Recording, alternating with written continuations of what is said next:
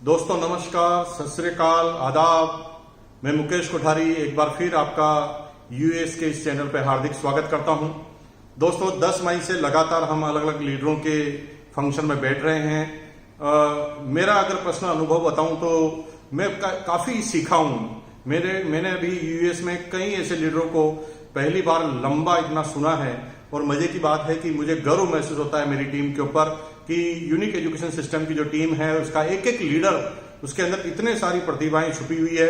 और दोस्तों बहुत सारे सब कोर लीडर हैं, कोर लीडर हैं और बहुत ही जल्दी साल भर के अंदर 2 साल के अंदर ये सारे प्री कोर और सब कोर लीडर हमारे कोर टीम के अंदर का हिस्सा होंगे। और दोस्तों इन सब लोगों को सुनने का आपको मौका मिलेगा। दोस्तों आज इस लाइव वेबिनार में कुछ विशेष टॉपिक को लेकर आज हम हाजिर हुए हैं। मैं एक बार फिर परिचय दे दूं, मेरा नाम मुकेश कोठारी है और मैं राजस्थान का रहने वाला हूं। राजस्थान में एक छोटी city Bhilwara, basically textile city है। 1973 में मेरा जन्म भीलवाड़ा में हुआ, इसी भीलवाड़ा में, और अपनी पूरी एजुकेशन मैंने भीलवाड़ा राजस्थान में ली। आई एम सिंपली बीकॉम, ज्यादा पढ़ा लिखा नहीं हूं मैं। मेरे से बहुत सारे ज्यादा पढ़े लिखे लोग होंगे। मैं आपको सत सत प्रणाम करता हूं, आपकी बुद्धिमत्ता को प्रणाम करता हूं, आपके ज्ञान को प्रणाम करता हूं। जीवन का अगर कोई भी और दौर होता तो शायद मैं आपका शिष्य होता और मैं आपसे सीख रहा होता, लेकिन आज मैं यहाँ पर सिर्फ इसलिए आया हूं क्योंकि आरसीएम का मेरे पास थोड़ा सा अनुभव आपसे ज्यादा है। पिछले 20 साल का मेरा आरसीएम का अनुभव है और उसी की वजह से आज मैं इस वेबिनार में हूं और आप सुन रहे हैं। बाकी निश्चित रूप से मैं आपको जिंदगी भर सुनूंगा और आप भी लोगों से जिंदगी भर मैं सीखता आया हूं और सीखता रहूंगा। दोस्तों 1973 में जन्म के बाद अपनी एजुकेशन कंप्लीट करने के बाद एक प्राइवेट नौकरी से मैंने अपना इकोनॉमिकल कैरियर चालू किया था। प्राइवेट नौकरी से इकोनॉमिकल कैरियर क्यों चालू किया आप अच्छी तरह समझ सकते हैं कि मेरे पिताजी करोड़पति थे। करोड़पति थे? नहीं दोस्तों, मेरे पिताजी मिडिल क्लास बैकग्राउंड में बिलोंग करते थे और डिफेंस सर्विसेज के अंदर वो थे। फिटनेस साथ नहीं देती थी, इस वजह से उन्हें कंपल्सरी रिटायरमेंट लेना पड़ा। और जब पिताजी का रिटायरमेंट हुआ मेरी एज मात्र 9 साल की थी और परिवार जो है इकोनॉमिकल क्राइसिस से गुजर रहा था। 6 भाई बहनों का मेरा परिवार था, पूरी फैमिली में सबसे छोटा था मैं। तो अक्सर जो छोटे बच्चे बहुत ज्यादा प्यारे होते हैं, लेकिन मेरे साथ कंडीशन कुछ और थी क्योंकि मैं जब छोटा था तो परिवार इकोनॉमिकल क्राइसिस से गुजरा था, तो हमें हर जगह समझौते करने पड़ते थे। मुझे वो वक्त याद है जब मेरी माँ जो है अपना पेट काट काट कर हमारे लोगों का लालन पोषण कराती थी। मुझे वो वक्त भी याद है जब राजस्थान में एक प्रथा है कि मेहमान जब घर में आते हैं तो देसी घी के साथ उसे खाना खिलाया जाता है और हमारे पास इतना घी नहीं हुआ करता था और इस वजह से मेरी माँ जो है 100 ग्राम 200 ग्राम घी को छुपा कर रखती थी कि कोई मेहमान आ जाए तो हमेशा उसके सामने हमारी इज्जत जो है वो खराब नहीं होनी चाहिए। और इस तरह से मेरी माँ ने बड़े कठिन संघर्षों में हमें लालन पोषण कराया। ऐसा आज जो न्यूट्रिशन फूड की बात करते हैं ऐसा कुछ था नहीं। आपको आश्चर्य होगा कि कभी महीने 2 महीने में एक बार हमें दूध पीने को मिलता था और खाने में रोटी दाल और कभी कभी सब्जी, हरी सब्जी के अलावा कुछ होता नहीं था। अचार से रोटी खा लेते थे और इस तरह से गुजारा चलता था। मुझे वो वक्त याद है कि हमारे को चप्पल पहनने की आदत नहीं होती थी क्योंकि इतना पैसा अफोर्ड नहीं कर सकते थे, तो बिना स्लीपर के बिना जूतों के हम रहते थे। और कभी कभी जब होली दिवाली पर हमें शूज दिलाए जाते थे, चप्पल दिलाई जाती थी, तो हम जहां पर भी जाते थे वो भूल जाते थे। क्यों भूल जाते थे? क्योंकि हमें पहनने की आदत ही नहीं थी, तो वापस पहनकर आना भूल जाते थे। ऐसे कई वाक्य हुए। मुझे वो वक्त भी अच्छी तरह याद है जब एक ड्रेस सिलाई जाती थी, उसे 2-3 साल तक चलाना होता था स्कूल के अंदर और वो फट जाती थी और मेरी माँ जो है बार बार उसे रफू करके, राजस्थान में उसे ठेकली कहते हैं, ऐसा लगा के सिल कर हमें चलाती थी। और हम इस कठिन संघर्ष में लालन पोषण हमारा हुआ। और आर्थिक स्थिति जब सुधरने लगी, जब मेरे बड़े भाई थोड़ा नौकरी करने लगे और थोड़ा उनको पैसा आने लगा, धीरे धीरे कठिन परिस्थितियों में हम सारे बच्चों के एजुकेशन को कंप्लीट हुआ। और जब बच्चों की एजुकेशन कंप्लीट हुई तो थोड़ा हमने देखा कि परिवार का इकोनॉमिकल जो है माहौल ठीक हो गया है। 2 भाई कमाने लग गए थे और तीसरा मैं था। उससे पहले बहुत कठिन संघर्ष था माँ बाप का। मुझे पता है कि ज्यादा इनकम नहीं हुआ करती थी, उस वजह से मेरी माँ जो है, थोड़ा बड़ा मकान था हमारा, उसे रेंटल रूम को रेंट पे चढ़ाकर जो पैसा आता था उसे हम लोगों का लालन पोषण होता था। मुझे वो वक्त भी याद है जब मेरी माँ रूम के अंदर एक भकारी होती है, मतलब एक आप समझ लीजिए कि रूम के ऊपर जो सामान रखने की जगह होती है वहां को अगर उसको क्लोज कर दिया है तो वो ऊपर का रूम बन जाता है। राजस्थान में उसे भकारी कहते हैं। हम सारे भाई बहन जो है रूम को किराए पर लेकर एक ही रूम के अंदर उस भकारी के अंदर सोया करते थे। ये हकीकत कहानी है दोस्तों। इसी भीलवाड़ा में मेरा जन्म हो गया और उसके बाद पूरी लालन पोषण इस तरह से हुआ। लेकिन बचपन से ही पैसा कमाने की जिद थी अंदर, क्योंकि परिवार में जब भी हम इकोनॉमिकल क्राइसिस देखते थे तो उसकी वजह सिर्फ पैसा होती थी और बार बार दिमाग में कूट कर भरा हुआ था कि मुकेश कोठारी खूब पैसा कमाना है, इतना पैसा कमाना है कि पैसे का ढेर लगा देना है। लेकिन ऐसा मैं केवल सोचता था, लेकिन इसके जरिया मेरे पास नहीं था। और आपको आश्चर्य होगा इस वजह से, जब मैं बीकॉम का एग्जाम दिया तो अंदर काम करने की इतनी कूट कूट कर मेरा काम, मतलब अंदर भावनाएं भरी थी। इस वजह से क्या हुआ कि मैंने बीकॉम का एग्जाम खत्म होते ही, हमारा जो जिस जगह हम रहते हैं वहां पर एक चौराहा है जहां पर हम सारे दोस्त वगैरह मिला करते थे। कुछ बड़े दोस्त भी थे हमारे जो हमारे से एज में बड़े थे, जो नौकरी करते थे। मैंने अपने एक दोस्त से जो नौकरी करता था, मेरे से उम्र में बड़ा था, मैंने उनसे कहा कि भाई देखो मेरा बीकॉम का एग्जाम हो गया है और मुझे अब नौकरी करनी है, कुछ जीवन में करना है। तो मेरे दोस्त ने कहा कि यार अभी इतना जल्दी क्या करेगा, अभी रिजल्ट तो आने दे। मैंने कहा रिजल्ट आएगा तब तक मैं सैलरी कम ले लूंगा, लेकिन मैं 2 महीने खराब नहीं करना चाहता, मैं काम सीखना चाहता हूं, मुझे क्या आप काम दिला सकते हैं? तो मेरे दोस्त की मदद से एक प्राइवेट नौकरी में मेरी शुरुआत हो गई और मुझे बताया गया था कि आपको मार्केटिंग के लिए रखा गया है, लेकिन ऐसा हुआ नहीं। मार्केटिंग के लिए उन्होंने रखा था, लेकिन मुझे, क्योंकि मैंने बीकॉम किया था तो मुझे अकाउंट्स का काम उन्होंने संभला दिया। मैं संतुष्ट नहीं था। 3-4 महीने मेरे को काम दिया, मुझे जगह जगह इंटरेस्ट के डेबिट नोट बांट कर आने पड़ते थे। मुझे एक साइकिल दे दी गई, धूप में मैं वो साइकिल को ले जाता था, डेबिट नोट बांट के आता था और बारिश में भी उसी साइकिल पर रहता था, कभी कभी भीग जाता था। फिर 3 महीने बाद मैंने नौकरी चेंज की, फिर मैं मार्केटिंग फील्ड में आया और धीरे धीरे सर्विस मैंने की। दोस्तों, जब मेरी पहली सैलरी 750 रुपए आई थी ना, तो दोस्तों मुझे पहली बार जीवन में ये पता चला कि पैसा कमाना बहुत कठिन काम है। इसके बारे में सोचना आसान काम है, सपने देखना आसान काम है, लेकिन पैसा कमाना बिल्कुल भी आसान काम नहीं है। लेकिन ये दौर लगातार चलता रहा, क्योंकि इसके अलावा मेरे पास कोई दूसरा रास्ता भी नहीं था। इस वजह से ये दौर लगातार चलता रहा और हुआ ये कि पैसा कमाना चाहता था, इसलिए नौकरी के दौरान भी चुप नहीं रहता था। जब भी मुझे कोई नई चीज दिखती थी तो मैं उसके बारे में जानकारी लेता था, और जो आपके साथ होता था मेरे साथ भी होता था। जब मैं किसी को अच्छे समोसे की दुकान चलती थी उसको देखता था तो मुझे लगता था कि मुझे समोसे का बिजनेस कर लेना चाहिए। जब मैं स्टेशनरी की दुकान पे चलता था तो मुझे लगता था कि मुझे स्टेशनरी की दुकान कर लेनी चाहिए। और जब मैं किसी रेडीमेड के कारखाने में जाता था तो मुझे लगता था कि मुझे रेडीमेड का कारखाना खोल देना चाहिए था। इस तरह से दिमाग बार बार भटकता था, मैं अपनी नौकरी से संतुष्ट नहीं था। और इस दौरान मैंने कई तरह के बिजनेस किए, बिजनेस माइंडेड था मैं दोस्तों, जीवन में कुछ बढ़ना चाहता हूं। और आज आपका सीखने का पॉइंट नंबर यह है कि अगर कामयाब आपको होना है तो नौकरी से आप जिंदगी भर कामयाब नहीं होंगे। आपको अपना पर्सनल खुद का बिजनेस करना पड़ेगा, क्योंकि उसके अंदर आप खुद मालिक होते हैं और खुद जवाबदार होते हैं। जो लोग मालिक होते हैं, जवाबदार होते हैं, हर चीज की जिम्मेदारी लेते हैं, उन्हीं लोगों को बड़ी इनकम मिला करती है, बाकी उनको इनकम नहीं मिला करती। और दोस्तों, इस दौरान मैंने कई तरह के बिजनेस किए। कभी कंपनी मुझे कलकत्ता भेजती थी, मैं वहां से कुछ चीज उठा के लेता था। सीडी प्लेयर का जमाना था, 3000 का सीडी प्लेयर लाकर 4000 में भेज देता था। कभी शर्ट्स को खरीद कर भेज दिया करता था। इस तरह के कई मैंने बिजनेस किए। स्टूडेंट लाइफ में भी मैंने कई तरह के बिजनेस किए। मैंने पतंग की दुकान लगाई हुई है। इस तरह से जब राखी का सीजन आता था मैं राखी की दुकान लगा लेता था। जब नारियल का सीजन आता था मैं नारियल की दुकान लगा लेता था। इस तरह के कई बिजनेस नौकरी से पहले भी मैंने किए और नौकरी के बाद भी मैंने किए। लेकिन दोस्तों, ये सारा काम करने के बाद भी मैं संतुष्ट नहीं हो पा रहा था। मैं एक ऐसे बिजनेस की तलाश में था जिससे मेरी राह खुल जाए और जिसमें मैं कामयाब हो जाऊं, कि वो जो पॉइंट है वो मुझे प्राप्त नहीं हो रहा था। और नौकरी में लगभग मुझे 8-9 साल बीत गए थे और 8-9 साल बीतने के बाद मेरी अच्छी खासी सैलरी हो गई। I am the deputy marketing manager और मेरी 13,000 बेसिक सैलरी हो गई। सब कुछ ठीक था, गाड़ी भी था भाई साहब। गाड़ी का मतलब कंपनी मुझे टूर करने के लिए गाड़ी भी प्रोवाइड करती थी, उसका किराया भी प्रोवाइड कराती थी। मेरे पास एलएमएल वेस्पा स्कूटर भी हुआ करता था। और दोस्तों, सब कुछ होने के बाद भी मजा नहीं आ रहा था। मजा क्यों नहीं आ रहा? क्योंकि जो मैं हासिल करना चाह रहा था वो मुझे मिल नहीं पा रहा था। और इस दौरान लगातार ये काम चलता जा रहा था। और तभी मेरे जीवन में एक घटना घटी।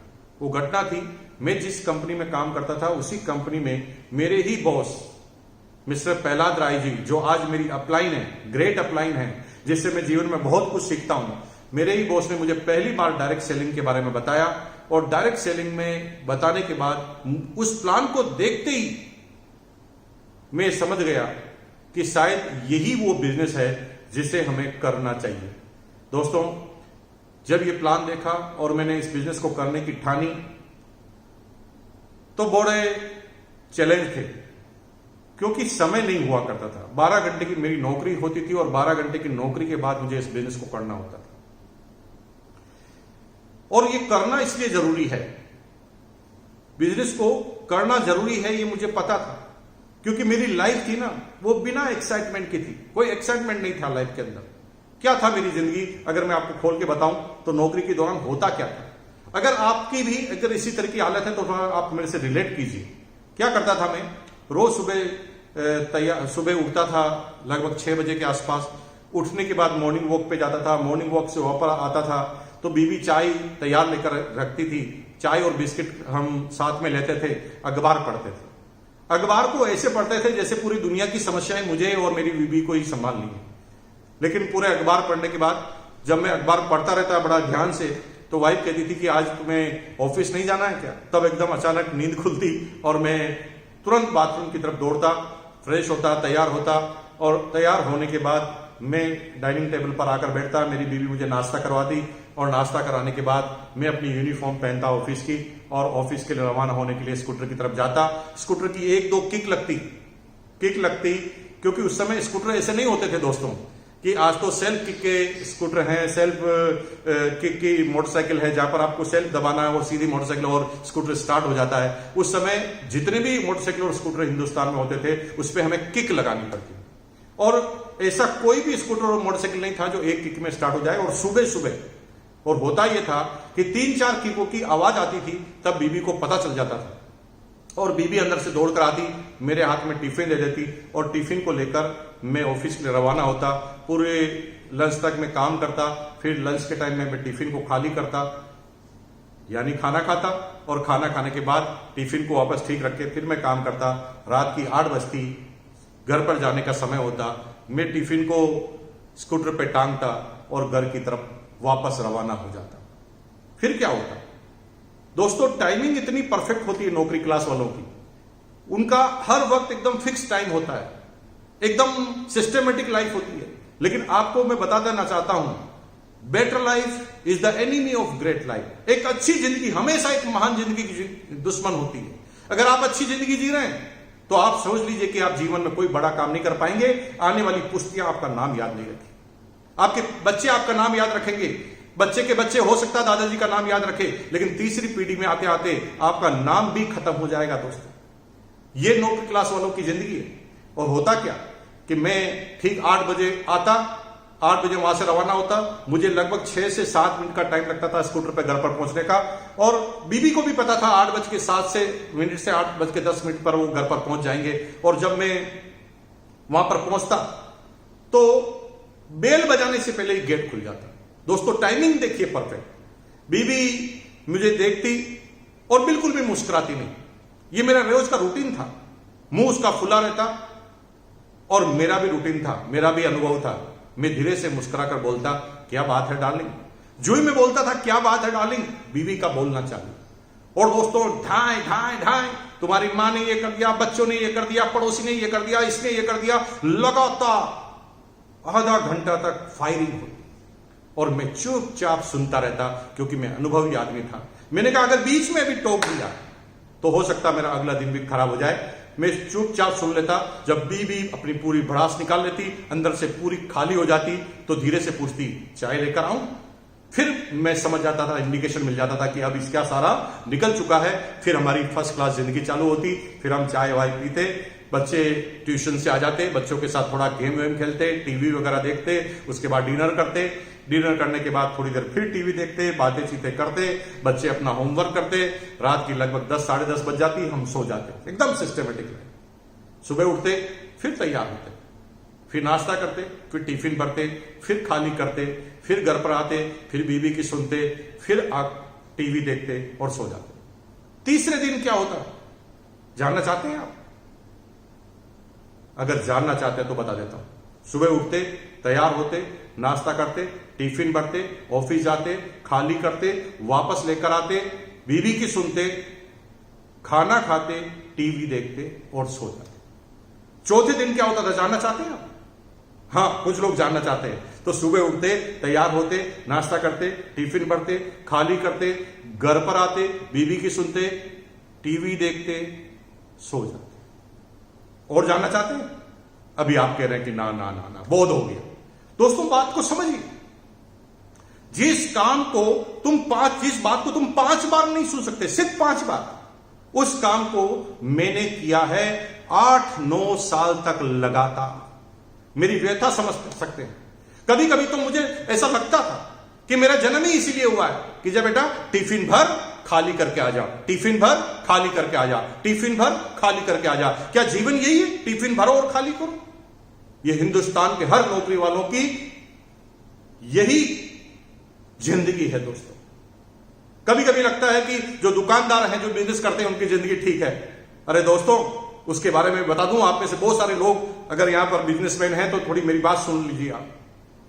कुछ लोगों को लगता है दूसरे की थाली में ज्यादा घी नजर आता है। बिजनेस वालों को लगता है कि सर्विस वालों की जिंदगी ठीक है, सर्विस वालों को लगता है कि बिजनेस वालों की जिंदगी ठीक है। राजस्थान में कहावत है, भोपा की गत भोपो जाना। इसका मतलब यह है कि हर आदमी के अंदर क्या चलता है वही जानता है। दूसरों को दूर से देखने से अच्छा लगता है,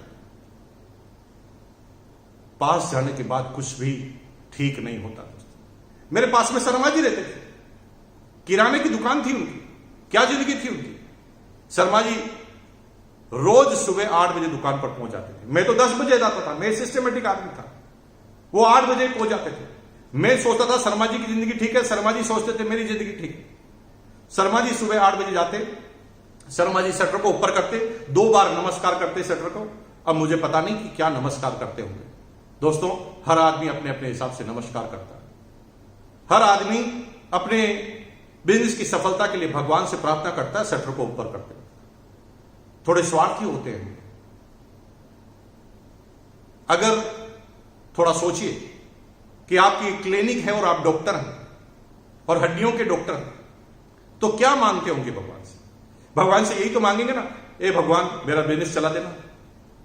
आप सोच सकते हैं आपका बिजनेस कैसे चलेगा? आपका बिजनेस तभी चलेगा दोस्तों जब किसी की टांग टूटेगी, और आपके नजदीक वाले की टांग टूटेगी तो ही आपकी क्लिनिक पे आएगा, कोई लंदन से आपके यहां नहीं आएगा। इसका मतलब है हर आदमी अपने जीवन और प्रजन के लिए, लोगों की सेवा के लिए कुछ भी करे, लेकिन उसे मांगना तो भगवान से यही पड़ता है कि मेरा बिजनेस चल जाना चाहिए। दोस्तों, शर्मा जी दुकान पर जाते थे, शटर ऊपर करते थे नमस्कार करके, फिर सफाई उफाई करते थे और फिर काउंटर पर बैठ जाते थे। शर्मा जी ना पूरी जिंदगी भर ग्राहकों का इंतजार करते थे। सुबह 8 से लगाकर रात को 8 बजे, 9 बजे, 10 बजे तक ग्राहकों का इंतजार करते थे। शर्मा जी की हालत यह थी कि शर्मा जी पूरी जिंदगी भर ग्राहकों का इंतजार करते थे और शर्मायन यानी शर्मा जी की बीवी जिंदगी भर शर्मा जी का इंतजार करती थी। संडे को भी दुकान खोल देते थे। कभी कभी तो बच्चे ही अजीबोगरीब घटना कर देते।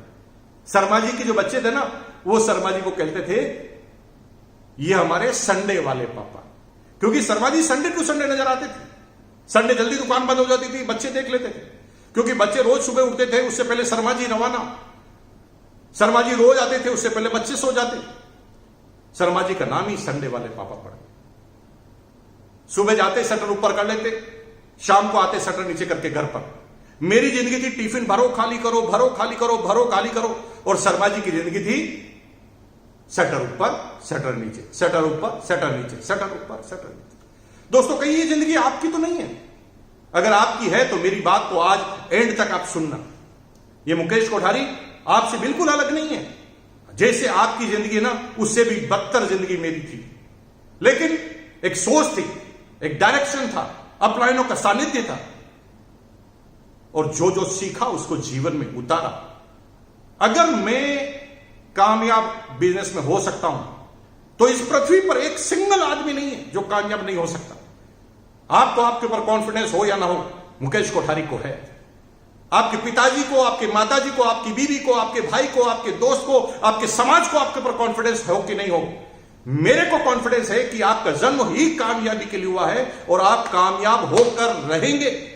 अगर यस तो लिखिए, चैट बॉक्स में जाकर लिखिए तैयार हैं हम कामयाबी के लिए। यस नहीं लिखना है, लिखिए तैयार हैं हम कामयाबी के लिए। अगर तैयार हैं तो मुकेश कोठारी दावा करता है, वादा करता है कि आज मैं जिन बातों का उल्लेख करूंगा उन चीजों को करने के बाद आपकी कामयाबी फाइनल है, 1001% फाइनल है। रेडी हैं आप लोग? अगर रेडी हैं तो बात चालू करते हैं। दोस्तों, जब इस बिजनेस के अंदर आया, जब मैं पहली सेमिनार में गया, पहली मीटिंग में गया, ज्यादा कुछ समझ में नहीं आया, लेकिन मोटा मोटी यह बात समझ में आई कि इस बिजनेस में लग कुछ नहीं सकता। इस बिजनेस में पैसा नहीं लगाना है, इस बिजनेस में दुकान नहीं खोलनी है, इस बिजनेस में कोई फिक्स समय नहीं देना है, इस बिजनेस को करने के लिए कोई त्याग नहीं करना है, इस बिजनेस को करने के लिए आपको कोई हिसाब किताब नहीं रखना है, बही खाता मेंटेन नहीं करनी, इस बिजनेस को करने के लिए कोई टेंशन नहीं लेनी। इस बिजनेस में वो कुछ भी नहीं करना पड़ता जो आपको अभी अपने बिजनेस में करना पड़ता है। और दोस्तों, ये अजीब और गरीब बिजनेस है, फिर भी इस बिजनेस को क्यों लोग बाग नहीं करते हैं? अगर आप नहीं कर पा रहे हैं तो मैं बता दूं, इस बिजनेस को नहीं करने के पीछे सिर्फ एक कारण है। वो एक कारण क्या है? वो एक कारण यह है कि इस बिजनेस की एंट्री और एग्जिट एकदम आसान है। दोस्तों, मेरे सीनियर साथी भी यहां पर सुन रहे होंगे बात। तुरंत 3 महीने 6 महीने क्या संघर्ष किया, अगर रिजल्ट नहीं आए तो 6 महीने बाद हम बैलेंस शीट बनाना चालू करते हैं, इधर उधर झांकना चालू करते हैं, इस कंपनी का प्लान, उस कंपनी का प्लान, बिजनेस को छोड़ देते हैं। दोस्तों, बिजनेसमैनों की बैलेंस शीट ऐसे नहीं बनती। आज मुकेश अंबानी जी ने जियो चालू किया तो एक दिन में बैलेंस शीट बनाई क्या? 3 साल तो उन्होंने, 2 साल तो उन्होंने सब कुछ फ्री में, हालांकि वो कैपेबल थे, वो ट्रेडिशनल बिजनेस था, लेकिन उन्हें बिजनेस का भविष्य पता था। उनको पता था कि पैसेंस अगर मैं रखूंगा तो मैं 100% कामयाब होऊंगा। आज हिंदुस्तान की सबसे बड़ी कंपनी मोबाइल के अंदर। दोस्तों, आपकी कामयाबी फाइनल है और आप कामयाबी के लिए पैदा हुए हैं। मुकेश कोठारी ये दावा करता है आपसे। और जब मैंने देखा कि इस बिजनेस में ऐसा कुछ करना नहीं पड़ता, एंट्री और एग्जिट जो है आसान है। इस बिजनेस को ज्वाइन करने के लिए कुछ लगता नहीं है। और पड़ोसी ने, आपके रिश्तेदार ने बोल दिया ये बेकार बिजनेस है, ऐसा ये हो गया, वैसा हो गया, आप तुरंत कहते हैं अरे सब लोग मना कर रहे हैं, शायद ये बिजनेस नहीं चलेगा, आउट। एंट्री आसान क्यों है? क्योंकि कुछ लगता ही नहीं है। कोई भी आदमी आता है, वो कहे भैया ज्वाइन करना है, आपको सामान लेने हैं घर के, आप तुरंत कहते हैं भाई जब कुछ लग ही नहीं रहा घर के ही सामान लेने तो ज्वाइन करा दो। अगर आपको लग रहा है कि इस बिजनेस को ज्वाइन कराना कठिन है तो आप गलतफहमी में जी रहे हैं। दुनिया में सबसे सस्ता काम अगर कोई है, सबसे सरल का काम है तो किसी को ज्वाइन कराना है, वो भी RCM की डायरेक्ट सेलिंग में किसी को ज्वाइन कराना, क्योंकि कुछ लगता तो है ही नहीं। कोई आदमी नमक खा के, हल्दी खा के, धनिया खा के, बिस्किट खा के ज्वाइन कर लेता है। अब बताओ ये कोई बहुत बड़ी बात है? अगर आप ज्वाइनिंग कराने को बड़ी बात समझ रहे हैं तो आप गलतफहमी में जी रहे हैं। इस बिजनेस में किसी को टिका देना बड़ी बात है। एंट्री और एग्जिट इजी होने के बाद कोई टिकता नहीं आसानी से। लो ऑफ एवरेज में 5, 7, 10% आदमी ही टिकते होंगे, बाकी इतने बड़े विजन को नहीं ले पाते। जिससे भी मिलते हैं ना करता है, तुरंत भाग जाता है। अरे दोस्तों, ना करने से अगर तुरंत भाग जाते आप तो थोड़ा सोचो ना। अगर पान की दुकान आप खोलो ना, पान की दुकान जिसमें 2 लाख रुपए 3 लाख रुपए आप इन्वेस्ट कर दो, और एक दिन अगर कम कस्टमर आए तो क्या आप 3 लाख रुपए को डुबो देंगे, दुकान को बंद कर देंगे? आप नहीं करेंगे, क्योंकि 3 लाख लगाकर आप फंस गए हैं। और आप पैसे रखते हैं तो दुकान जम भी जाती है। वहां एंट्री और एग्जिट एकदम इजी है। यहां एंट्री एग्जिट इजी है, इसलिए लोग बाग सीरियस नहीं होते। दोस्तों, सीरियस होना है। आज आपको यह मानना है कि मैंने इस बिजनेस को ज्वाइन किया है तो मैंने 1 करोड़ रुपए का इन्वेस्ट किया है। अगर 1 करोड़ रुपए के इन्वेस्ट करने के बाद अगर आप छोड़ने की बात कहते हैं तो फिर बिजनेस करो। दोस्तों, जब भी दिमाग में यह आइडिया है ना कि मैं इस बिजनेस को छोड़ दूं, तो सिर्फ इतना सोचो 1 करोड़ लगाया है वो डूब जाएगा। फिर देखिए आप इस बिजनेस को छोड़ पाते हैं। और आप नहीं छोड़ पाएंगे, लगातार लगे रहेंगे, तो फिर आपकी कामयाबी पाएंगे। और इसके लिए अगर ज्यादा जानकारी चाहिए तो मिस्टर सुरेंद्र वस, द डायमंड सुरेंद्र वस की आप 5 या 45 साल की वो टेप को सुन लेना, आपको क्लियर हो जाएगा क्या मिलने वाला इस बिजनेस के अंदर। और दोस्तों, मैंने इस बिजनेस को ज्वाइन किया, ज्यादा आसान चीज नहीं थी। ज्वाइन करने के बाद मैंने भी संघर्ष किया। बच्चा था मैं, एज मात्र 26 साल की थी। बड़े बड़े लोगों से मिलता था, कहता था कि ऐसे बिजनेस करने से ऐसे ऐसे पैसा आ जाएगा, लाखों रुपए आ जाएंगे। कोई बिलीव नहीं करता था। जितने भी बड़े बुजुर्ग लोग थे ना, वो बाल पर हाथ लगा के कहते कि भाई कैसी बात करता है, कपड़े पहनने से, सामान लेने से पैसा आ जाएगा, अमीर बन जाएंगे। ये बाल है ना, धूप पे सफेद नहीं हुए हैं, उम्र देखी है हमने। और दोस्तों, मेरे पास कोई जवाब नहीं होता था। ये जवाब क्यों नहीं होता था? क्योंकि मेरे पास अनुभव नहीं था।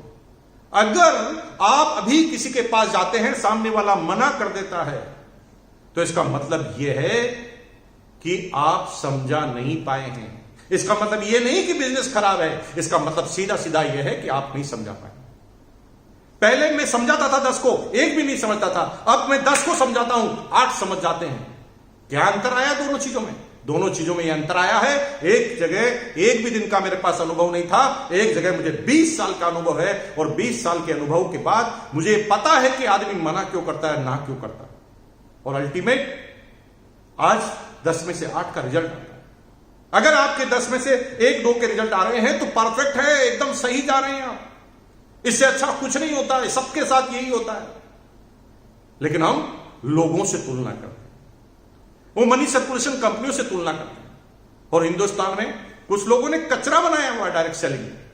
वो डायरेक्ट सेलिंग को भविष्य के लिए नहीं करते, वो डायरेक्ट सेलिंग को सिक्योरिटी के लिए नहीं करते, डायरेक्ट सेलिंग से अपनी पीढ़ियां नहीं चलाना चाहते। वो तो दुकानदारी खोल रखी है, आज इस कंपनी में, आज उस कंपनी में, आज इस कंपनी में, आज उस कंपनी में, और खरीद फरोख्त करना चालू कर देते हैं। दोस्तों, 20 साल हो गए मुझे लगातार। मुझे पता नहीं किस कंपनी का क्या प्लान होता है। मुझे एक ही प्लान पता है कि मैंने 20 साल में एक नेटवर्क खड़ा किया है जो मेरी आने वाली पुश्तियों के लिए काम करेगा। वो 5 साल एक जगह नेटवर्क बनाएंगे, फिर 5 साल दूसरी जगह नेटवर्क बनाएंगे, फिर 5 साल तीसरी जगह नेटवर्क बनाएंगे। पूरी जिंदगी निकल जाएगी ऐसे नेटवर्क बनाते बनाते। अरे छोटा मोटा कम ज्यादा हो सकता है, कोई प्रॉब्लम हो सकती है। हर आदमी सर्वगुण संपन्न नहीं होता, हर कंपनी सर्वगुण संपन्न नहीं होती, लेकिन जरूरी है एक जगह टिक जाना और नेटवर्क को बना देना। और दोस्तों, मैंने इस बिजनेस को ज्वाइन किया, संघर्ष आए, समस्याएं आई, टाइम नहीं था। 12 घंटे की तो मेरी नौकरी होती। तो सीखने का दूसरा नंबर का पॉइंट यह है, आज अगर कोई कहता है कि समय नहीं है तो समझ लो समझ में नहीं आया। अगर कोई कहता है कि मैं नहीं करूंगा, मैं कामयाब नहीं हो सकता, तो समझ लो समझ में नहीं आया। जब भी समझ में नहीं आया, सामने वाला बोले, जब भी ज्वाइन नहीं करे, तो उसने जो प्रश्न रेज किए हैं तुरंत अपनी अपलाइन के पास जाओ और सीखो। पूछो इस प्रश्न का उत्तर क्या है। और जिस दिन आपको इन प्रश्नों का उत्तर मिलता जाएगा, आप कामयाबी की तरफ जाएंगे। एक दिन ऐसा आएगा, किसी की तरफ उंगली भी करेंगे तो उसे ज्वाइन करना पड़ेगा, क्योंकि उस समय तक आपके पास अपने सारे प्रश्नों के उत्तर रेडी हो जाएंगे। और दोस्तों, अगर इन चीजों पर ध्यान दिया तो कामयाबी फाइनल है। अब हुआ ये कि 12 घंटे की नौकरी होती थी, कैसे करे कुछ समझ में नहीं आता था, लेकिन क्योंकि दिमाग में घुस गई थी कि करना है, और जब करना है ऐसा सोच लिया, तो दोस्तों टाइम निकलता है। अगर आप कहते हैं, एक बार माइंड पे कमांड दीजिए, मुझे करना है, जो ही आप बोलेंगे करना है, आंसर मिल जाएगा। ये दिमाग है, इस दिमाग का अपना कोई दिमाग नहीं होता। इस दिमाग को आप जो कहते हो ये कर लेता है, क्योंकि ये दिमाग का अपना कोई दिमाग नहीं है जो सोचकर आपको बोले। एग्जाम्पल, आप दिवालिया हो गए हैं, मान लो किसी बिजनेस के अंदर दिवालिया हो गए हैं, किसी बिजनेस के अंदर लोग बाग बहुत पैसा मांगने आते हैं आपसे। आप दिमाग को कमांड दीजिए, लोग बहुत पैसा मांगते हैं, क्या करूं? बचने के बहाने पूछोगे तो दिमाग बचने के ही आंसर देगा। दिमाग कहेगा भाग जा, आत्महत्या कर ले, छत से कूद जा। दिमाग कहेगा इस शहर को छोड़ दे। आप दिमाग से कहना कैसे छोड़ू, मैं तो फर्स्ट फ्लोर पे हूं, नीचे आदमी खड़े, वो कहेगा पीछे से चले जा। वो कहेगा पीछे से कैसे जाऊं, मैं फर्स्ट फ्लोर पे हूं। वो कहेगा बीबी की साड़ी अलमारी में पड़ी होगी, उसको बांध के भाग जाओ। ये दिमाग आपको सारे आइडिया देगा, क्योंकि आपने प्रश्न ही भागने का पूछा, क्योंकि दिमाग के पास अपना कोई दिमाग नहीं। अगर इसी दिमाग से पूछो, मैं इसी जिल्लत भरी जिंदगी नहीं जीना चाहता, मैं स्वाभिमान की जिंदगी जीना चाहता हूं, मैं फिर अपने दम पे खड़ा होना चाहता हूं, मैं हर व्यक्ति का पैसा चुकाना चाहता हूं, क्या करूं? तो यही दिमाग जिसने भागने की सलाह दी थी, यही दिमाग अब आपको कहेगा जा, जो पैसा मांगता उसके सामने जा, आंखें नीचे कर और हाथ जोड़कर बोल कि भाई नुकसान हो गया, पैसा नहीं है, नहीं दे सकता। अब दो तरीके हैं, या तो मुझे मार मार के खत्म कर दो, और दूसरा तरीका है मुझे समय दो। अगर मुझे समय दिया, अगर मुझे कामयाब होने का मौका दिया, तो मैं आपका एक एक पैसा चुकाऊंगा। और जब ये वर्ड बोलते हैं तो दुनिया का भारी से भारी पहलवान भी समझ जाता है कि इसका कर क्या सकते हैं। मारेंगे तो सारे पैसे डूबेंगे, और वक्त देंगे तो पैसे आने के चांस भी। और दोस्तों, आपने जो दिमाग को कमांड दी, वही दिमाग ने महसूस की, उसने उसका ही आंसर दिया। मैंने कहा करना है, तो फिर रास्ते निकले। रोज ऑफिस से जाने से पहले 2 घंटे 8 से 10 लोगों से मिलता था उनकी जगह पर जाकर, और रोज 8 से 10 रात को लोगों से जाके मिलता था। संडे के दिन छुट्टी होती थी। मेरा एलेबल वेस्पा स्कूटर है, आज भी मैंने रखा हुआ 2395 एलेबल वेस्पा 150 NV। उस स्कूटर पर मैं और मेरा साथी संडे के दिन लगभग 175 किलोमीटर आना, 175 किलो जाना, उदयपुर चित्तौड़ होते हुए हम स्कूटर पर जाते थे, हाथ में किट लेकर। वो क्रेज था दोस्तों। ज्वाइन करना बहुत बड़ी बात है। सामने वाला कहता है, इंटरेस्ट भी लेता था ना, तो हमें इतनी खुशी महसूस होती थी, हमें लगता था कि हम एक पॉइंट की तरफ जा रहे हैं। आज आपके पास क्या नहीं है। हमने जब इस बिजनेस को चालू किया, हमारे जब सीनियर अपलाइन ने जब इस बिजनेस को चालू किया, कुछ नहीं था दोस्तों, इस बिजनेस में कुछ नहीं था। आज आपके पास पिकअप सेंटर है, जगह जगह सामान मिलता था। उस समय केवल भीलवाड़ा के अंदर ही सामान मिलता था। आज आपके पास डिपो है, उस समय केवल भीलवाड़ा में ही डिपो था। आज आपके पास एग्जाम्पल है, डायमंड के एग्जाम्पल है, 25-25 लाख रुपए पर मंथ कमाने वालों का एग्जाम्पल है। हमने जब काम किया था ना, एक भी कमीशन नहीं आया था। जब मैंने ज्वाइन किया था, कोई कमीशन नहीं आया था किसी को। जब किसी को प्लान बताते थे ना, तो कहते थे तेरे को कितना आया, तो हम कहते थे तुम जुड़ोगे तभी तो आएगा। यह हकीकत थी दोस्तों। आज आपके पास इतने प्रोडक्ट हैं, हमारे पास सिर्फ एक प्रोडक्ट था।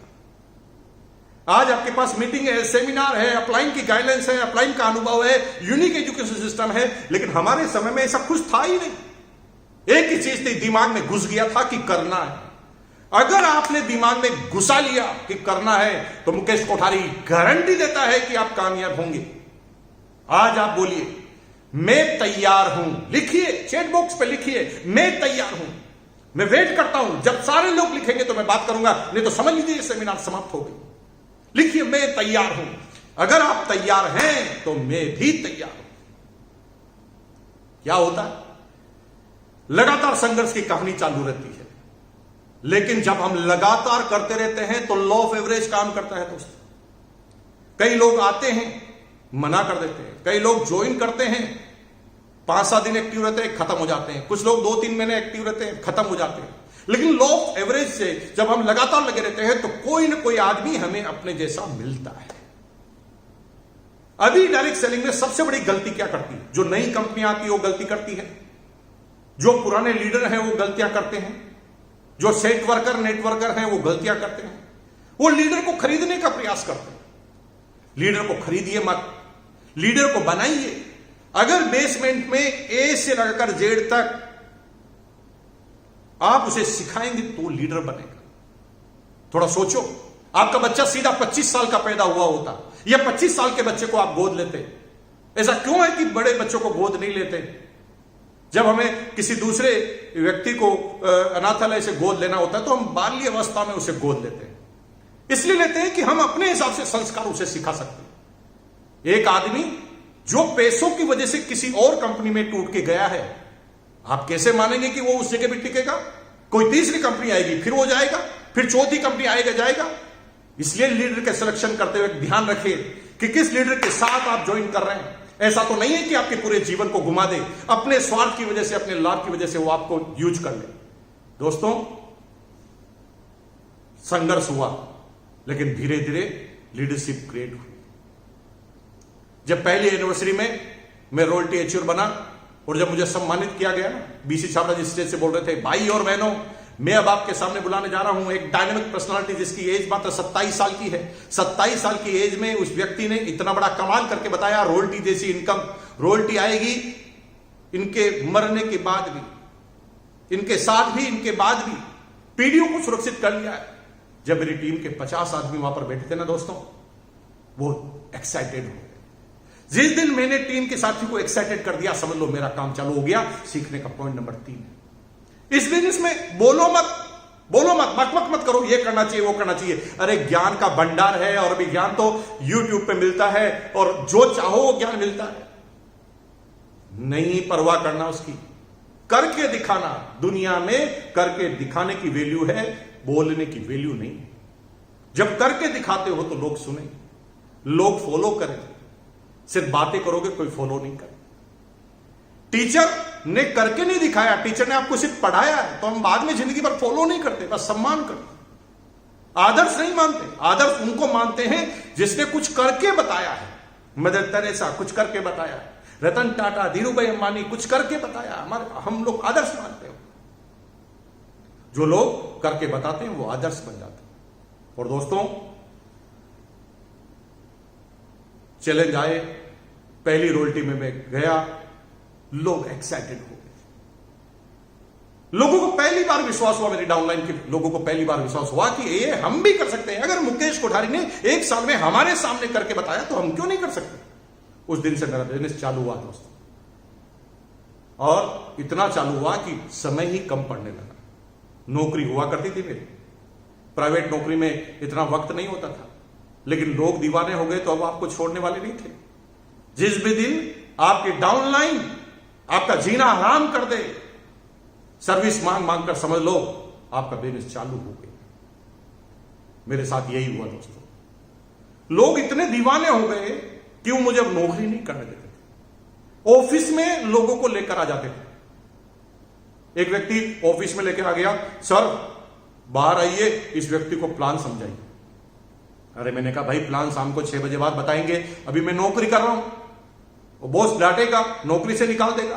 तो कहता, सर मुझे पता नहीं है, बड़ी मुश्किल से पकड़ में आया, समझा। और दोस्तों, अल्टीमेट में इतना परेशान हुआ क्योंकि 23,000 की मेरी इनकम आ गई, 23,000। मुझे लगा कि अगर मैं 8-9 सालों में 13,000 तक पहुंचता हूं सैलरी में, और यहां पर अगर 1 साल में 23,000 आ सकते हैं, तो स्कोप किधर जाता है। सीखने का अगला पॉइंट, जीवन के हर मोड़ पर आपको खुद को निर्णय लेना पड़ेगा। Better life is the enemy of great life. Practical जीना पड़ेगा आपको। मैंने अपने आप से पूछा, ये जो 13,000 मुझे सैलरी मिलती है, ये मालिक की मेहरबानी से मिलती है कि मेरी काबिलियत से मिलती है? तो मेरा दिल खुद जवाब देता है कि नहीं बेटा, मेहरबानी 2-4 हजार की हो सकती है, लेकिन कुछ तो तेरे अंदर काबिलियत है, तभी 13,000 मिलते हैं। तो मैंने जवाब दिया, जब काबिलियत मेरी है तो मैं कभी भी करूंगा, मुझे मिलेगा, 2-4 हजार कम मिलेंगे, लेकिन मैं आने वाले जाने वाले इस समय में अपने इस टारगेट को छोड़ूंगा नहीं। कुछ करके दिखाना है मुझे। और अल्टीमेट मैंने त्याग पत्र दे दिया नौकरी से। सब लोग नाराज हुए, लेकिन वो नाराजगी तब तक ही थी जब नया नया टॉपिक था। लेकिन मैं इतना बिजी हुआ, इतना भागने लगा, इतना दौड़ने लगा कि तुरंत 2002 में इस बिजनेस का सबसे बड़ा अचीवर बना।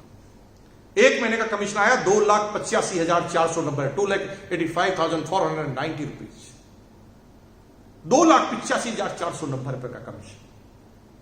दोस्तों, करके बताओगे, पूरी टीम आपके साथ होगी। सीखना पड़ेगा।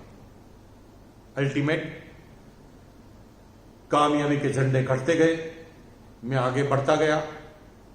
फिर कुछ चैलेंज आए तो बिजनेस गिरा, इतना गिरा कि मेरे से संभला नहीं। मैं सीखने के अगले पॉइंट की बात कर रहा था आपसे। इस बिजनेस में एमराल्ड की पिन ऐसी पिन होती है जब दोनों ग्रुप में 22-22 लाख का, एक ग्रुप में 22 लाख का और दूसरे सारे ग्रुपों में मिलाकर 22 लाख का बिजनेस होता है, तो आपकी एमराल्ड की पिन होती है, उस समय लाख सवा लाख रुपए पर मंथ का आपका चेक होता है। यहां तक पहुंचने का एकमात्र तरीका है मेहनत करो। कोई सब्स्टिट्यूट नहीं है मेहनत का। दौड़ना पड़ेगा, भागना पड़ेगा। ये आपने मोटरसाइकिल और कार ले रखी ना, घर में सजाने के लिए रखोगे, कभी भी ऐसी कार वापस दोबारा नहीं आएगी। टारगेट लो, 1 लाख किलोमीटर चलाना है कार को, 50,000 किलोमीटर चलाना है मोटरसाइकिल को। इतना दौड़ो, इतना भागो, इतना फील्ड में जाओ, एक भी दिन शांत मत रहो। अगर आपने ये कर लिया तो फिर हर महीने के कमीशन से कार आएगी, हर महीने। आज कार लेना हमारी मजबूरी है। हमें कार इसलिए लेनी पड़ती है क्योंकि चार्टर्ड अकाउंटेंट बोलता है कार नहीं लोगे तो डिप्रिसिएशन आपको मिलेगा नहीं, टैक्स ज्यादा जमा करना पड़ेगा। एक दिन कार लेना शौक था, आज कार लेना मजबूरी है। अल्टीमेट एमराल्ड तक तो आसानी से पहुंच जाएंगे आप, मैं भी 2,50,000 तक पहुंच गया। लेकिन एक समय बाद इस बिजनेस को संभालना आना चाहिए, मैनेजमेंट आना चाहिए। क्योंकि टीम जब बड़ी हो जाएगी, आपके पास समय कम हो जाएगा, क्योंकि आपके पास तो 24 घंटे हैं, 1 सेकंड नहीं बढ़ा पाएंगे आप। तो इतनी बड़ी टीम को कैसे मैनेज करेंगे? उसे हमें सिस्टम का सहारा लेना पड़ेगा, टूल्स का सहारा लेना पड़ेगा। सिस्टम क्या है? सिस्टम ये है यूनिक एजुकेशन सिस्टम। आज जो वेबिनार हो रही है, यूनिक एजुकेशन का सिस्टम है। आज मैं घर से बाहर नहीं निकल रहा हूं, लेकिन घर में बैठकर मैं आज आपको संबोधित कर रहा हूं और हजारों आदमी सुनेंगे। ये सिस्टम, जब आपकी टीम में आप डुप्लीकेट तैयार कर देते हैं, सिस्टम तैयार कर लेते हैं, आपको जो आता है वो सिखा देते हैं। यह मत कीजिए कि मेरी बोलबाला हमेशा रहना चाहिए। हमेशा सोचिए जितना भी मुझे आता है मैं सामने वालों को समझा दूंगा। डुप्लीकेट कीजिए, डे 1 से डुप्लीकेट कीजिए। पहली बार जब वो रजिस्ट्रेशन फॉर्म भरता है ना ऑनलाइन, मत भरिए खुद। आप उसे जाइए, उसके पास जाइए, खोल के बोलिए वेबसाइट, आप भरिए, मैं हूं ना आपके पास। कोई पिकअप सेंटर खोलता है तो उसे खुद खोलना सिखाइए। जब एक एक चीज को आपने डुप्लीकेट कर लेंगे तो टीम आपकी तैयार हो जाएगी। और दोस्तों, मेरे साथ यही हुआ कि मैं डुप्लीकेट नहीं कर पाया, मेरा बिजनेस गिरा, इतना गिरा है कि आई एम द डिप्रेशन। फिर घटना घटी जो मैं पिछली सेमिनार में बोल चुका हूं। 3 महीने तक डिप्रेशन में रहा। जब जागा तो मुझे लगा कि नहीं, मैं इस बिजनेस में कामयाब हो सकता हूं। वो कहानी, वो कविता बचपन में आपने सुनी होगी, लहरों से डरकर नौका पार नहीं होती, कोशिश करने वालों की कभी हार नहीं होती। असफलता एक चुनौती है, स्वीकार करो। क्या कमी रह गई देखो और सुधार करो। जब तक ना हो सफल तुम, नींद चैन की त्यागो तुम। संघर्षों का मैदान छोड़ मत भागो तुम, क्योंकि कुछ के बगैर जय जयकार नहीं होती, कोशिश करने वालों की कभी हार नहीं होती। मैंने अपने आप को चेंज किया। उस समय चाहता था तो मैं किसी को ब्लेम कर सकता था। 90% लोग जब नाकामयाब होते हैं तो अपनी नाकामयाबी का कारण सामने वाले में देखते हैं। कुछ लीडर जो है बिजनेस में कामयाब नहीं होते, छोड़ के चले जाते हैं, क्विट कर जाते हैं। उनसे पूछो, बड़े बड़े लीडरों से पूछो तो क्या बोलेंगे? कंपनी खराब थी, हमारी अपटाइम खराब थी, हमारी डाउनलाइन खराब थी, पिकअप सेंटर वाला खराब था, डिपो वाला खराब था, बारिश ज्यादा आ गई थी, गर्मी ज्यादा पड़ गई थी, तूफान आ गया था, साइक्लोन आ गया था, सरकार बदल गई थी, सरकार गलत थी। अरे कितने ब्लेम करोगे यार? अगर ये सब कुछ गलत है तो फिर कुछ लोग तुम्हारे इसी गलती में कैसे कामयाब हो गए? ये तुम सिर्फ अपने आप को संतुष्ट कर रहे हो। अगर कामयाब नहीं हुए तो आपको मानना पड़ेगा मैं एकमात्र कारण हूं। इस जीवन में ना आप अपनी बीवी को सुधार पाएंगे, न बच्चे को, न समाज को, न देश को। अगर किसी व्यक्ति को सुधारा जा सकता है तो खुद को। आप अपने आप को सुधारने के अलावा और कुछ नहीं कर सकते। और दोस्तों, जब मैंने अपने अंदर बदलाव किए, जब मैंने सोचा कि मुझे क्या क्या करना चाहिए, तो दोस्तों धीरे धीरे मुझे पता चलने लगा। और उसके बाद मैं बिजनेस में तेज गति से आगे बढ़ने लगा। इतना तेज गति से आगे बढ़ा कि आज मुझे बिजनेस को करते हुए 20 साल हो गए हैं। 20 साल में मुझे क्या क्या मिला है मैंने पिछले वेबिनार में बोल दिया। आज बहुत सारे मकान हैं, मकान बनाने का ही बिजनेस है, होटल्स हैं। आज जिस जगह मैं होटल में शूट कर रहा हूं, अपनी पिछली जो वेबिनार थी मैंने दूसरी होटल में शूट की थी। आज गाड़ी है, बंगले हैं, नौकर है, चाकर है, विदेश यात्राएं हैं, जब चाहे तब चले जाते हैं। अभी पिछले साल ऑस्ट्रेलिया गए, इस बार हम लंदन जा रहे हैं 1 महीने के लिए। जितना जाए जितना घूमे कोई कमी नहीं। समय खूब है हमारे पास, पैसा बहुत है, सिक्योरिटी इतनी है कि मेरे बच्चे अगर नालायक भी होना भाई साहब, तो उसे जितना मैं छोड़ के जाऊंगा वो पूरा नेटवर्क मिलेगा। वो अगर उनको नेटवर्क संभालना नहीं आता फिर भी चलेगा। क्यों? क्योंकि मैंने डुप्लीकेट तैयार कर दिए टीम, और मेरे नेटवर्क के लोग मेरी कमाई के लिए काम नहीं कर रहे हैं, वो अपने भविष्य के लिए काम कर रहे हैं। और जब वो अपने भविष्य के लिए काम करते रहेंगे तो मेरी पुश्तियों को इनकम देना मजबूरी है। वो कुछ करे या ना करे, इनकम आने वाली। दोस्तों, अल्टीमेट क्या क्या मिला मैं उस पर नहीं जाऊंगा, वो आप मेरी प्रोफाइल वीडियो में आप देख लेना क्या मिला क्या नहीं मिला। मैं आज जाऊंगा कामयाबी का क्या कारण है। कामयाबी का एकमात्र कारण है नो, NO, नो। कितनी नो सुनेंगे उस पर कामयाबी मिलने वाली है। दुनिया में अगर कोई भी कामयाब है तो एकमात्र वजह है कामयाबी के पीछे, वो है नो। कौन नो नहीं सुनता? अब सिर्फ 3 आदमी ने मना कर दिया और आप परेशान, 1 आदमी ने मना कर दिया परेशान। अरे दोस्तों, थोड़ा सोचो। वो मारुति कार का डीलर है ना आपकी सिटी में, कितने कारें बिकती है कितने आदमी आने के बाद? कभी जाके परसेंटेज पूछना। 100 आदमी आते ना, 100 आदमी, 100 आदमी कार के शोरूम पे चढ़ते हैं ना, सिर्फ 3 कारें बिकती हैं, 3 ओनली। 97 आदमी जो आते हैं ना, वो केवल देख कर जाते हैं, गाड़ी में बैठ कर जाते हैं, टेस्ट ड्राइव करके जाते हैं, चाय पी कर जाते हैं, नाश्ता करके जाते हैं। और सेल्समैन को पता है कि ये फर्जी आदमी है, खरीदेगा नहीं, लेकिन वो भविष्य का कस्टमर है, इसलिए वो कभी भी बेरुखी से पेश नहीं आता। वो कहता ना कोई बात नहीं सर, नया मॉडल आएगा तब आप खरीद लेना, सर आप चाय तो पी के जाइए, सर आपका मोबाइल नंबर देख के जाइए।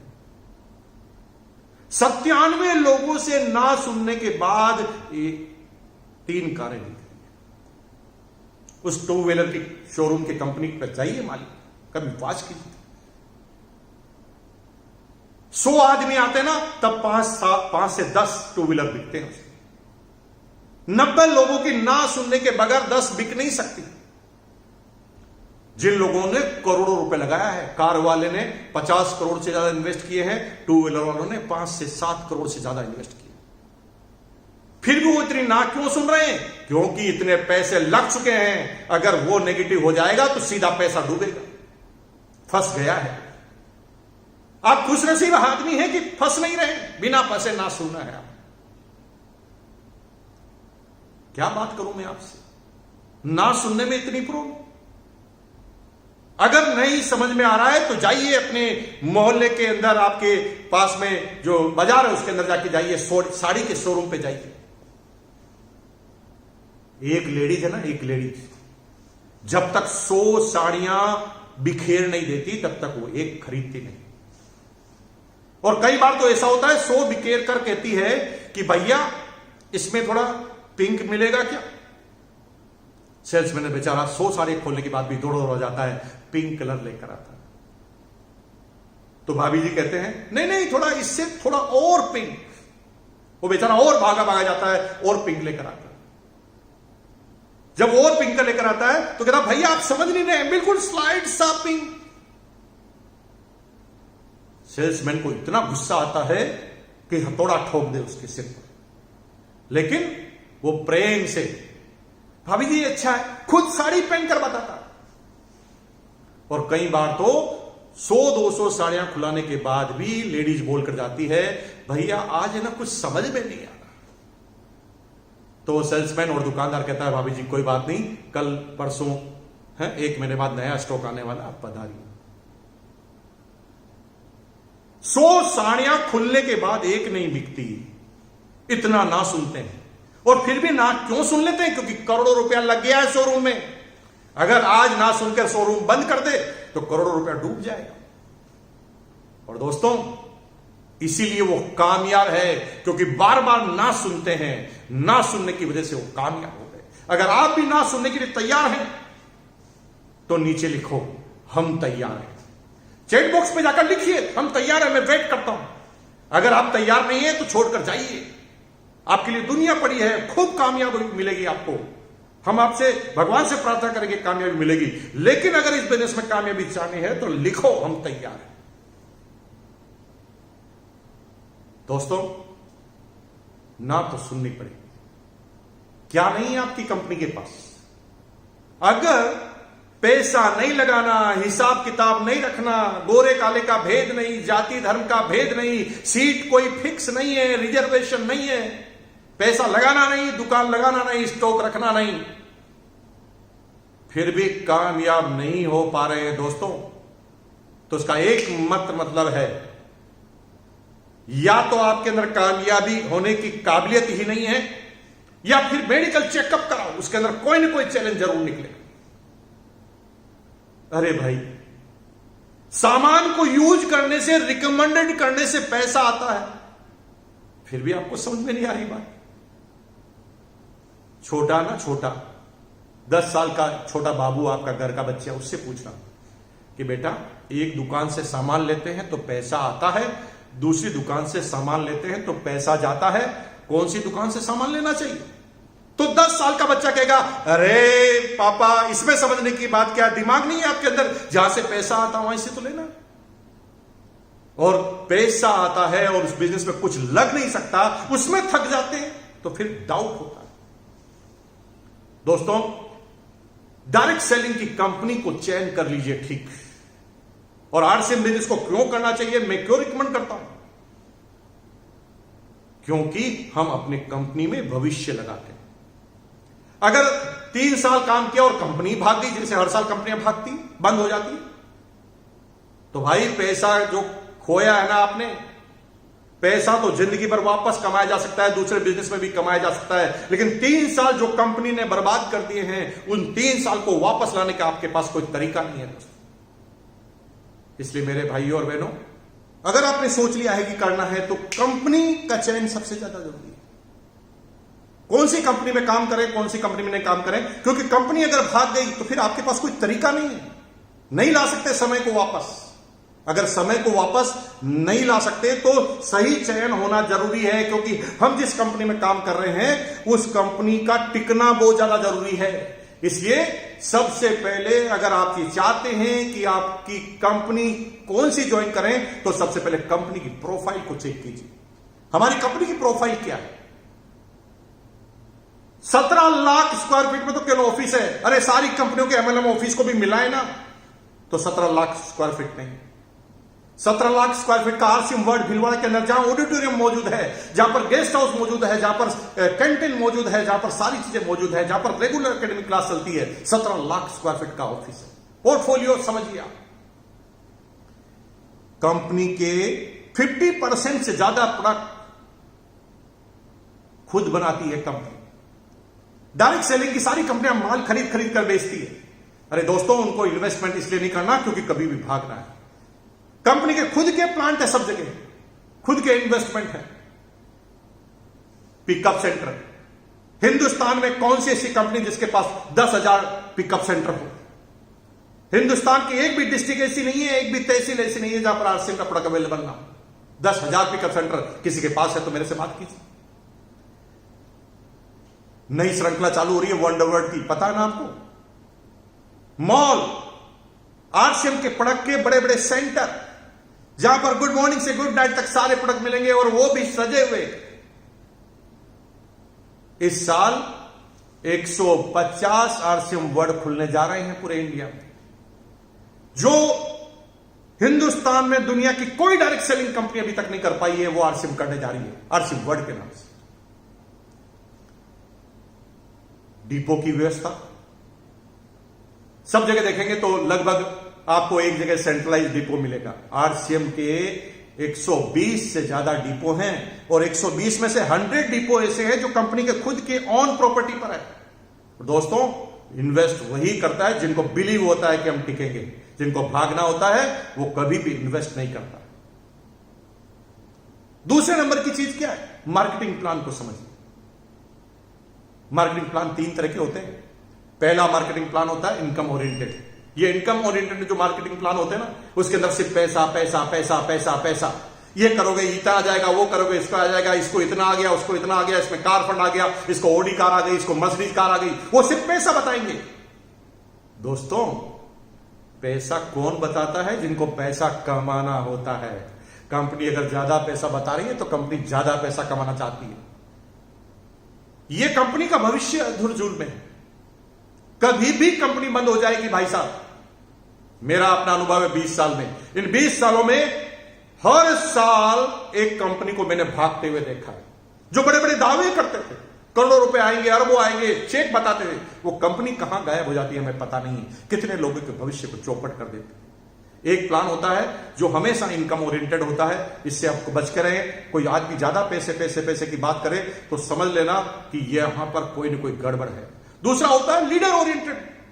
यहां पर बेसिकली कंपनियां सही होती है, लेकिन ये कंपनियां सही तो होती है लेकिन गलत लीडरों के प्रभाव में होती है। ये कंपनियां तेज गति से बढ़ने के लिए लीडर की खरीद चालू करती है।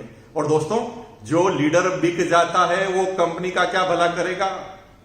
क्योंकि कोई तीसरी कंपनी आएगी, फिर वो बिक जाएगा। ऐसी कंपनियों का भी भविष्य खराब है जो लीडर को तोड़ फोड़ कर इधर उधर ले जाती है। लेकिन तीसरा जो मार्केटिंग प्लान होता है वो प्रोडक्ट ओरिएंटेड। जी हां दोस्तों, वहां पर इनकम बाय डिफॉल्ट आती है, सिक्योरिटी बाय डिफॉल्ट मिलती है, लेकिन कंपनी हमेशा फोकस करती है अपने प्रोडक्ट की रेट, प्रोडक्ट की क्वालिटी को। और लोग बाग प्रोडक्ट के दीवाने हो जाया करते हैं। इतने ज्यादा दीवाने हो जाया करते हैं प्रोडक्ट के कि वो बिजनेस करे न करे प्रोडक्ट ले। जैसे आप देखते होंगे, आप में से कितने लोग राइस ब्रान ऑयल यूज करते हैं? अगर राइस ब्रान ऑयल यूज करते हैं तो लिखो मैं करता हूं। चैट बॉक्स में जाके लिखो, बोलो मैं करता हूं। देखिए कितने लोग करते हैं। इतने लोग राइस ब्रान ऑयल यूज करते हैं। कई लोग ऐसे हैं ना दोस्तों जो आरसीएम नहीं करते, लेकिन अभी भी आरसीएम के पिकअप सेंटर पर आकर ऑयल वही खाते हैं। कई नेटवर्क कंपनी वाले जो लोग हैं जो आरसीएम को छोड़कर चले गए, दूसरी कंपनी में चले गए, लेकिन अभी भी ऑयल खाते हैं। इसका मतलब यह है कि प्रोडक्ट के दीवाने हो जाते हैं, बिस्किट के दीवाने हो जाते हैं, गुड डॉट के दीवाने होते हैं, न्यूट्रिशन के दीवाने हो जाते हैं, न्यूट्रीचार्ज के दीवाने। और वो लोग इन प्रोडक्टों को रेगुलर इस्तेमाल करते रहते हैं। जो कंपनी प्रोडक्ट का दीवाना बनाए, समझ लो वही कंपनी सही है डायरेक्ट सेलिंग के अंदर। जो कंपनी सिर्फ प्लान इनकम और पैसों की बात करे, वो कंपनी का बंद होना एकदम फाइनल है। तीसरी चीज देखनी है, प्रोडक्ट्स क्या है। कंपनी के कितने तरह के प्रोडक्ट्स होते हैं, कितने चीजों में होते हैं। जितने भी प्रोडक्ट आते हैं ना, वो सारे इंडियन रेट में। डायरेक्ट सेलिंग में सारी कंपनियां प्रोडक्टों की रेट ज्यादा रखती हैं। हर प्रोडक्ट इंडियन कल्चर में। आपको ऐसा नहीं कहा गया कि एक बूंद डालो और पूरे परिवार वाले पेस्ट कर लेंगे। वही प्रोडक्ट जो मार्केट में अवेलेबल है, वही प्रोडक्ट जो अब तक आप सदियों से खरीदते आए हैं, वही प्रोडक्ट आरसीएम के अंदर है। कुछ समझाने की जरूरत नहीं है आपको। Indian rate, Indian culture, Indian mentality. Indian mentality क्या है? कम से कम पैसा दे और ज्यादा से ज्यादा आउटपुट ले। और वही प्रोडक्ट डायरेक्ट सेलिंग में आरसीएम लेकर आई है और गरीब से लेकर अमीर तक सारे इसको यूज कर सकते हैं। चौथे नंबर का प्रोडक्ट क्या ध्यान रखना है? Exclusive product. हम जिस कंपनी में काम करते हैं वहां पर कुछ ऐसे प्रोडक्ट होने चाहिए जो कहीं पर भी मार्केट में नहीं मिले, कहीं पर भी। तो उसके अंदर भी आप नंबर 1 है। राइस ब्रान ऑयल सब जगह मिलता है, हेल्थ गार्ड, लेकिन 1400 पीपीएम, 14,000 पीपीएम, 1400 ओरिजिनल का राइस ब्रान ऑयल, वो भी फिजिकल रिफाइंड। जिनके पास कॉपीराइट है गामा ओरिजिनल के, वो प्रोडक्ट आपके पास, ये एक्सक्लूसिव प्रोडक्ट। दूसरा गुड डॉट। अमेरिका के बाद इंडिया में ही एक कंपनी खुली है जो ऐसे प्रोडक्ट जो जानवरों के ऊपर काम करती है, जानवरों को बचाने और प्रकृति को बचाने के ऊपर काम करती है, हिंदुस्तान की इम्यूनिटी पावर को बढ़ाने पर काम करती है। वो खतरनाक बीमारियां जिसको जानवर को खाने से हमारे अंदर आती है, उनसे हमें बस। गुड डॉट एक ऐसा प्रोडक्ट जहां पर वही टेस्ट, वही नॉनवेज का टेस्ट मिले आपको 100% वेजिटेरियन में। और दोस्तों, एक कंपनी नहीं है पूरे हिंदुस्तान में जो ये प्रोडक्ट अगले 5 साल तक भी ला सकती, क्योंकि ये टेक्नोलॉजी ही अमेरिका में, अमेरिका की कंपनी है बियॉन्ड मीट्स। वहां पर बड़े बड़े दुनिया के धुरंधर हैं, उन्होंने पैसा लगा रखा है, क्योंकि ये फ्यूचर का फूड है। एक्सक्लूसिव प्रोडक्ट में न्यूट्रीचार्ज, वेज ओमेगा, कभी सुना है ओमेगा भी वेज होगा? दोस्तों, कंपनी ने रिसर्च की, पता लगाया कि अगर ओमेगा का वेज लेना, क्योंकि ओमेगा जो है मछली के तेल से निकलता है, कंपनी ने पता लगाया कि वेज कहां से मिलेगा। तो अमेरिका की कुछ कंपनियों ने शोध किया कि मछली ओमेगा कहां से प्राप्त करती है। तो पता चला कि वो समुद्री पौधे की वजह से वेज ओमेगा प्राप्त करती है। तो उस कंपनी ने समुद्री पौधों को ही ढूंढ निकाला और ओमेगा जैसा प्रोडक्ट आपको वेजिटेरियन में दे दिया। एक्सक्लूसिव प्रोडक्ट है, नहीं मिलेंगे किसी के पास। क्वालिटी की तुलना कर लीजिए, प्रोटीन की तुलना कर लीजिए, न्यूट्रिशन की तुलना कर लीजिए। इस रेट में हिंदुस्तान की कोई डायरेक्ट सेलिंग कंपनी दे पाए रिजल्ट के साथ, वो भी क्लिनिकल अप्रूवन। सिंपल प्रोडक्ट नहीं है निकाल दिया और बेच दिया, क्लिनिकल अप्रूवन किए गए प्रोडक्ट। आरसीएम के बिस्किट, फाइबर के, आटे के बिस्किट, राइस ब्रान ऑयल, सारे बिस्किट में पाम ऑयल या डालडा घी इस्तेमाल होता है। लेकिन यहां पर 100% आटा का बिस्किट जो पेट खराब नहीं करेगा, आपका बच्चा पूरा खा जाए तो भी खराब नहीं करेगा, और साथ में आपको मिलता है राइस ब्रान ऑयल के साथ, जो आपके कभी भी किसी लीवर संबंधित कोई प्रॉब्लम नहीं करेगा। प्रोडक्ट कैटेगरी, अगला पॉइंट है प्रोडक्ट कैटेगरी। दुनिया की सारी कंपनियां ना दोस्तों डायरेक्ट सेलिंग में आती है, कोई न्यूट्रिशन को लेकर आती है, कोई हेल्थ केयर को लेकर आती है, कोई कॉस्मेटिक को लेकर आती है, कोई एजुकेशन को लेकर आती है, कोई स्टेशनरी को लेकर आती है, कोई हाउस होल्ड प्रोडक्ट को लेकर आती है, कोई एफएमसीजी को लेकर आती है।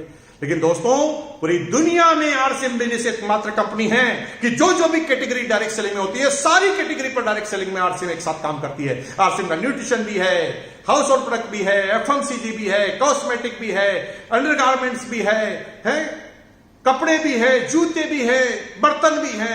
हर चीज अगर अवेलेबल है तो पूरे हिंदुस्तान में एक कंपनी है जो है आरसीएम। अब अगला पॉइंट है छठा, क्लाइंटेज कैटेगरी। दुनिया की सारी कंपनियां या तो अपर क्लास पे काम करती है, या लोअर क्लास पे काम करती है, या मिडिल क्लास पे काम करती है। आरसीएम ही एक ऐसी कंपनी है जिसके पास 1 रुपए से लगाकर हजारों रुपए तक के प्रोडक्ट है। Good morning to good night, हर प्रोडक्ट गरीब से गरीब आदमी, मजदूर से मजदूर और किसान भी आरसीएम को कर सकता है, और अमीर से अमीर आदमी भी आरसीएम को कर सकता है। ऐसी कंपनी, किसी कंपनी में यह विशेषता है। और अगले पॉइंट पे आप जाएंगे तो एजुकेशन सिस्टम। जी हां दोस्तों, किसी भी कंपनी को सिलेक्शन करने से पहले उसके एजुकेशन सिस्टम को समझ लेना बहुत जरूरी है, क्योंकि एजुकेशन सिस्टम ही वो चीज है, वो रीढ़ की हड्डी है जो संस्कार डालेगी, जो उन संस्कारों की वजह से भविष्य होगा। सिर्फ पैसा कमाना नहीं सिखाते, मनी मैनेजमेंट भी सिखाते, टाइम मैनेजमेंट भी सिखाते, परिवार के साथ हंसना खेलना भी सिखाते, फैमिली विद बिजनेस भी खिलाते, बच्चों के संस्कार के प्रोग्राम भी होते हैं। ये एजुकेशन सिस्टम का कमाल है। ये एजुकेशन सिस्टम की वजह से इतनी सारी सेमिनार होती है हिंदुस्तान के अंदर। बेसिक है, कोर है, कार्डिनल है, ये हर चीज की ट्रेनिंग आपकी अपलाइनों के माध्यम से, इस सिस्टम के माध्यम से मिलती है। और दोस्तों, अगर आप इस एजुकेशन सिस्टम में आ जाते हैं तो आपको अधिकार होता है निर्णय लेने का। जब आपको लगता है कि ऐसा होना चाहिए तो बनिए स्टार रूबी और इस एजुकेशन सिस्टम का आ जाइए इस सिस्टम में हमारे साथ। और जब कंपनी हमें डायरेक्ट संवाद करे तो हम देंगे ना सजेशन जो चाहेंगे। लेकिन एक तरीका है नीचे बैठे बैठे सजेशन देते रहो, और दूसरा तरीका है स्टेज पर पहुंचकर सजेशन दो, क्योंकि प्रधानमंत्री जी को तो पूरी दुनिया सजेशन देती है, हर आदमी सजेशन देता है। वो किस किस की सजेशन को माने?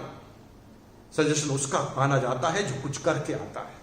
जैसे भी परिस्थितियां हैं, जो सभी समय है, जो भी प्रोडक्ट है, जो भी सिस्टम है, जो भी प्लान है, आप लगातार लगे रहिए और इस प्लान के थ्रू आगे बढ़िए, बनिए स्टार रूबी, और फिर जो चाहता है वो बोलिए, फिर आपकी बात सुनी जाएगी, क्योंकि आप कुछ करके आए हैं। बिना करे आपकी बात कभी नहीं सुनी जाएगी।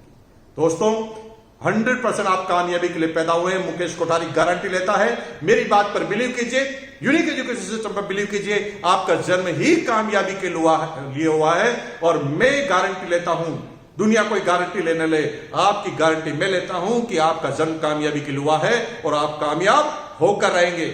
रोज शाम को 4 बजे जो यूनिक एजुकेशन सिस्टम का सेमिनार होता है उसको आपको अटेंड करना है। चले जाते हैं कभी कभी सिस्टम में चले जाते हैं, कभी आवाज में चले जाते हैं, कभी किसी चीज में चले जाते हैं। 2 तरीके हैं चैलेंज से, भाग जाओ, दूसरा है सीख जाओ।